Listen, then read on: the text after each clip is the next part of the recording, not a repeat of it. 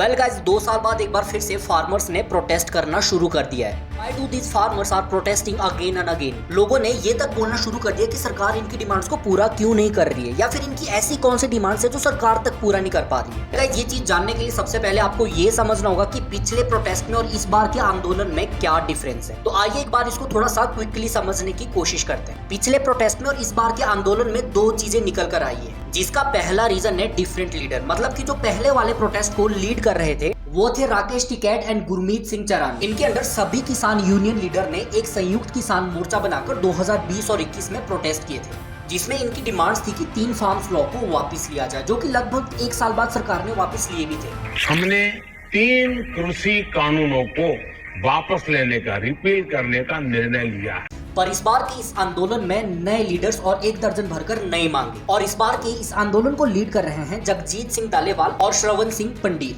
13 फरवरी को शुरू किया गया दिल्ली चलो आंदोलन। यूपी, बिहार और हरियाणा से हजारों फार्मर्स दिल्ली आते हैं सेंट्रल गवर्नमेंट पे ये प्रेशर बनाने के लिए कि उनकी सभी डिमांड्स को कंसीडर किया जाए, जिसमें सबसे बड़ी डिमांड थी एमएसपी कानून को लेकर। सबसे पहले ये समझ लेते कि एमएसपी होता क्या है। एमएसपी यानी कि मिनिमम सपोर्ट प्राइस, यानी कि फसलों का वो दाम जिसमें सरकार किसानों से उनकी फसलें खरीदती है, फिर चाहे मार्केट में उसकी डिमांड हो या ना हो। और एमएसपी जो स्कीम है वो भारत सरकार की तरफ से 60s में शुरू की भी गई थी, पर इसलिए क्योंकि उस समय पूरे देश में खाने पीने की चीजों का संकट था, इसलिए उस समय किसानों को ऐसी फसलें लगाने के लिए और मोटिवेट करने के लिए एमएसपी स्कीम लाई गई थी, ताकि फार्मर्स को उनकी फसलों के बदले एक मिनिमम गारंटी दी जा सके। भारत में आज की डेट में 23 ऐसी फसलें हैं जिनके ऊपर एमएसपी तय होता है।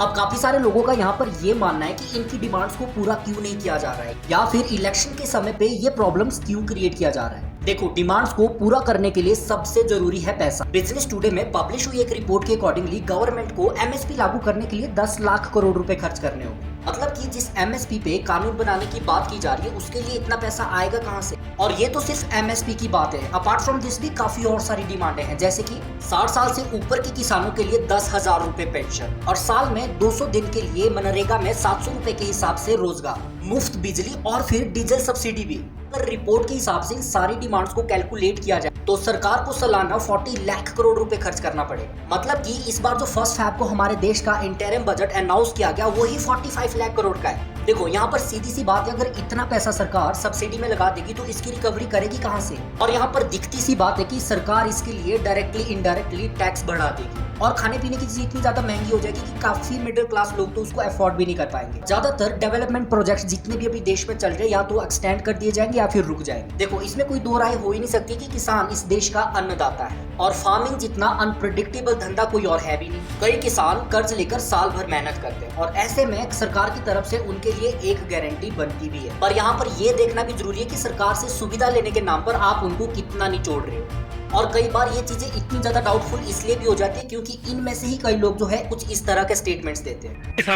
ਛੱਡ ਦੋ, ਸਾਨੂੰ ਲੱਗ ਖਾਲਿਸਤਾਨ ਬਣਾਉਣ ਦੋ, ਸਾਨੂੰ ਲੱਗ ਪਾਕਿਸਤਾਨ ਬਣਾਉਣ ਦੋ, ਪਾਕਿਸਤਾਨ ਨਾਲ ਜੁੜ ਜਾਂਦੇ ਅਸੀਂ ਖਾਲਿਸਤਾਨ ਬਣਾ ਕੇ ਆਪਣਾ। ਸਾਨੂੰ ਇਹਨਾਂ ਕੋਈ ਉਮੀਦ ਨਹੀਂ ਹੈਗੀ।